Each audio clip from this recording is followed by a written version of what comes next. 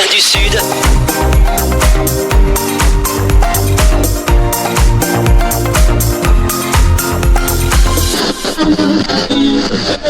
L'invité du jour. Le rendez-vous de Radio Cool Direct. Bonjour, Julie Briand, donc de la Fédération de pêche et de protection des milieux aquatiques du Lot-et-Garonne. Donc je suis chargée de développement là-bas et du coup on accueille là à la bourse des pliants tous les partenaires.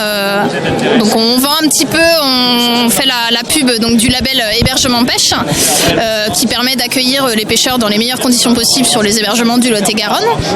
Et c'est l'occasion aussi de distribuer donc le guide annuel de la pêche et la carte dépliante.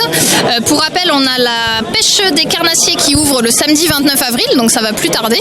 Donc faut pas hésiter à nous contacter ou à aller voir sur notre site internet pêche47.com ou sur notre page Facebook ou notre compte Instagram. Il y aura toutes les news sur la réglementation, sur les bons coins sympas. Donc voilà. Et actuellement, on pêche quoi là ? Là, je dirais que la truite a ouvert récemment, donc il y a encore un peu de truite à pêcher, donc en première catégorie, entre autres choses. Et après, ça va être tout ce qui est poisson blanc. Le silure peut être pêché aussi, puisque lui, c'est toute l'année. Et on a les carpistes qui sont un peu de sortie aussi. Mais là, je sais que les pêcheurs de carnassiers attendent avec impatience. Alors, les lieux de pêche, ce sont des lieux, ce sont pas des lieux privés ?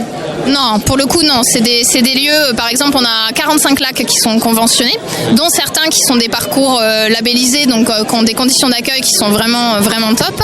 Et on a après tous les cours d'eau, type les gros cours d'eau, Lot, Garonne, Béise.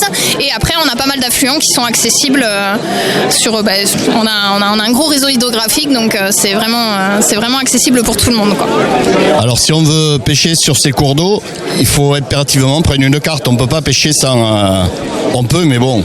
Effectivement, il y a des risques.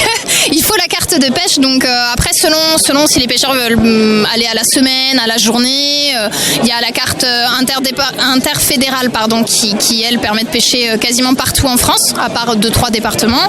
Et après, il y a la carte départementale. Donc c'est vraiment adapté à tous les âges. Et la majeure partie, voilà, c'est des cartes qui sont annuelles. Alors sur ce guide, vous sortez Pêche 47, ça sort chaque année, ça ? Ça sort chaque année, on peut les retrouver alors soit directement en téléchargement sur notre site internet pêche47.com ou alors vous pouvez les retrouver dans les offices de tourisme, chez les dépositaires qui vendent les cartes de pêche aussi, donc les magasins d'articles de pêche, il y a quelques mairies qui le font, il y a des commerces, donc c'est assez facile à trouver et à récupérer pour pouvoir préparer sa session de pêche. Est-ce que vous avez d'autres rendez-vous que cette bourse au Géchange que vous organisez, vous, la fédération ? Alors, il arrive qu'il y ait d'autres bourses en fait un peu plus locales sur des territoires en particulier auxquels on participe aussi. Après, on les distribue aussi lors d'événementiels. Donc, il y a le calendrier qui est aussi sur notre site internet.